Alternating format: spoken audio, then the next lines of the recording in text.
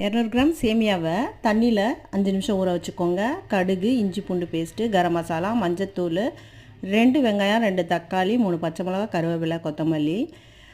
சேமியாவை வடிச்சிட்டு 1 ஸ்பூன் உப்பு போட்டு நல்லா கலந்து விட்டு ஆவியில் வச்சுடுங்க.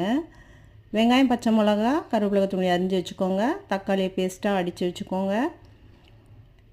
சேமியா ஒரு 5 நிமிஷம் வெந்தால் போதும், இறக்கி வச்சுடுங்க. வாணலில் ஒரு 4 ஸ்பூன் எண்ணெய் ஊற்றி கடுகு தாளிச்சிட்டு வெங்காயம், பச்சை மிளகா, கருவேப்பிலை, கொத்தமல்லி போட்டு நல்லா வதக்கிடுங்க. இது வதங்கினதுக்கப்புறம் இஞ்சி பூண்டு பேஸ்ட்டை போட்டு வதக்கிடுங்க. அது நல்லா பச்சை வாசனை போனதுக்கப்புறம் மஞ்சத்தூள், கரம் மசாலா போட்டுட்டு அதுவும் வதக்கிட்டு தக்காளி பேஸ்ட்டை போட்டு நல்லா இந்த பதத்துக்கு வந்த பிறகு சேமியா கொட்டி கலர்னிங்கன்னா சூப்பரான தக்காளி சேமியா ரெடி ஆகிடும். நீங்கள் ட்ரை பண்ணி பாருங்கள்.